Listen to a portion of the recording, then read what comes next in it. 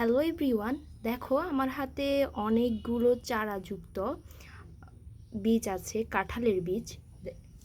এখন আমি এই কাঁঠালের বীজগুলো দেখো তোমরা, এগুলা থেকে কিন্তু খুব সহজে চারা উৎপন্ন করা যাবে।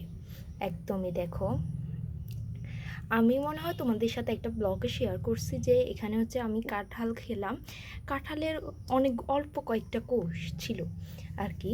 তো এইগুলো হচ্ছে ওই কোষগুলা। তো এখানে আমি দেখতেছি যে অনেকগুলোতে চারা চলে আসছে, আমি বলছিলাম না। তো দেখো এগুলো এখন দেখি তো, এগুলো কিন্তু যদি মাটিতে দিই তাহলে হয়তো উঠতেও পারে, আমি শিওর না। তবে আমি আজকে এটা স্থাপন করব। তো চলো শুরু করা যাক।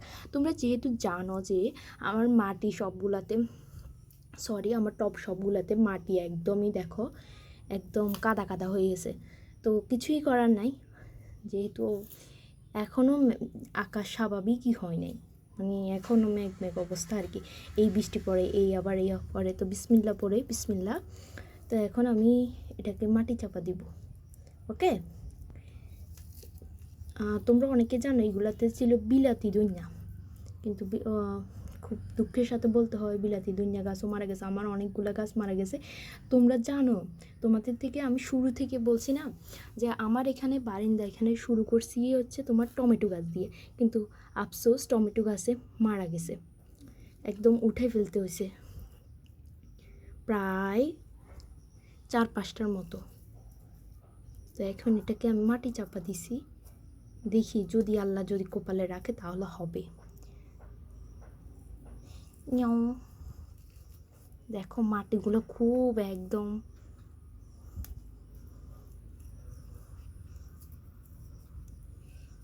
সবার ঈদের কেমন প্রস্তুতি নিচ্ছ বলো?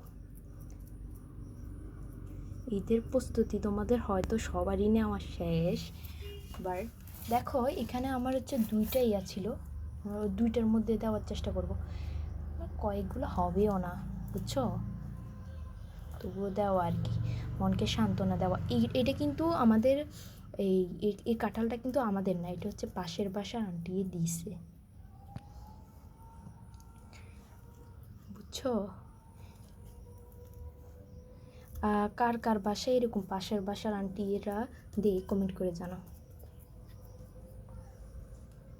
এই দেখো সবগুলাতেই একদম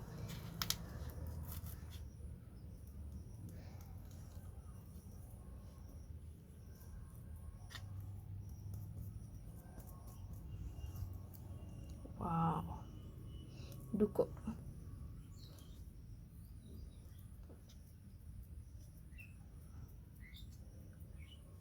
অ্যান্ড এই 2টা আছে, এখন মনে হচ্ছে যে এই 2টাতেও উঠবে, কারণ দেখো ওটার সম্ভাবনা আছে। তোমরা অনেকে ভাববা যে এখানে ডিমের খোলস কেন, আসলে আমার মরিচ গাছের মধ্যে দেওয়ার কথা ছিল, সময়ের জন্য পারি নাই, হয়ে ওঠে নাই। তো এখন তো একটু ফ্রি বলতে এখনও ফ্রি নেই, এখনও মানে যেহেতু সামনে একটা না একটা কাজ করতে হচ্ছে, আরও হচ্ছে মেয়ে মানুষ, তো এই আর কি ব্যস্ততা, টুকটাক ব্যস্ত আছি।